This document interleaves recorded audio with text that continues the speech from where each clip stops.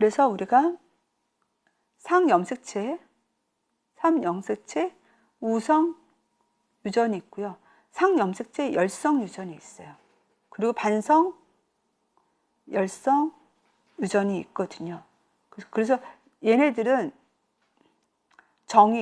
정의하고 질환이 중요하다고 했죠. 그래서 상염색체 우성 유전으로 있는 애가 뭐예요? 유전구형 적혈구충이었죠. 유전구형 적혈구충이 여기 있어요. 그 다음에 상염색체 열성 유전이 있는 애는 우리가 페니케톤 여증이라든지 갈라토스 혈증이라든지 선천성 갑상선 기능 저하증이라든지, 그리고 이제 또 그게 뭐야? 그 무슨 빈혈이죠.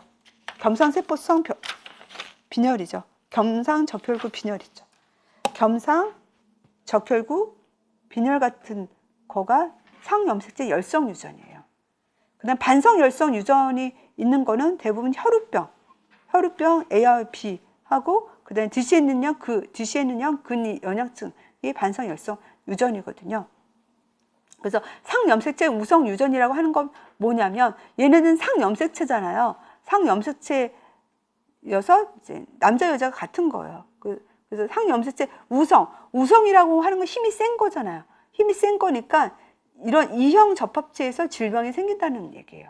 이형 접합체. 그리고 상염색체 열성 유전이라고 하는 것은 열성은 힘이 적다는 얘기잖아요.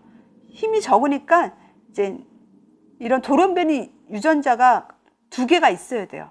이게 동형 접합체거든요. 형이 같은 동형 접합체가 있을 돌연변이 유전자가 2개가 있는 동형 접합체에서 질병이 발생한다는 얘기예요. 얘는 아까 우성 같은 경우는 이제 이형 접합 돌연변이 유전자가 하나가 가지고 있는 이형 접합체에서 질병이 발생하는 거고, 반성 열성 유전은 특히 X 염색체에 의해서 반성이 X 염색체이거든요. X 염색체에 의해서 이제 열성으로 유전이 된다. 열성이라고 하는 건 남자 기준이에요.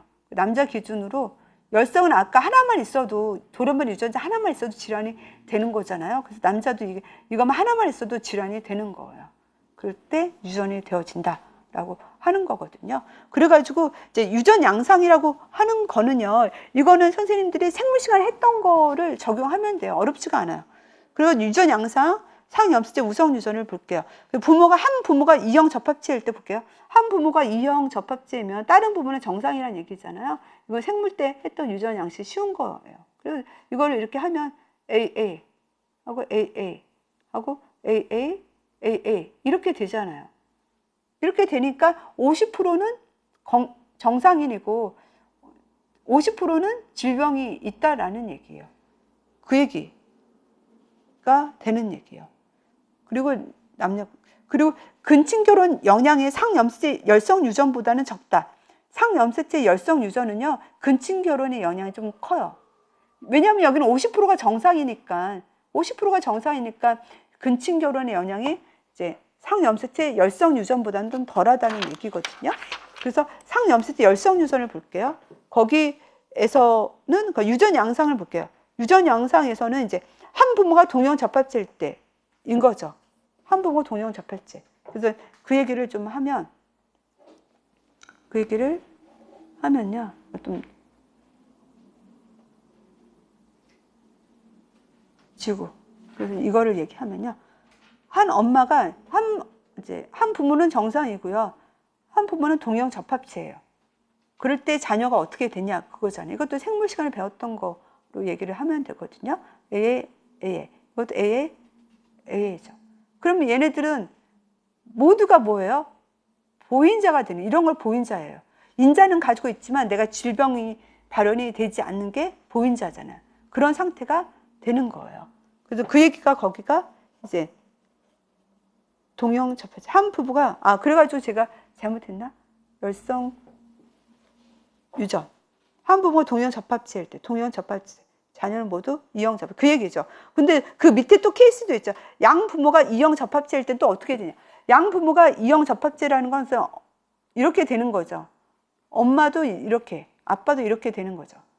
양 부모가 이형 접합체는 이 얘기거든요. 이것도 생물에 했던 걸 다시 또 이야기를 하면요. 이렇게 하면 AA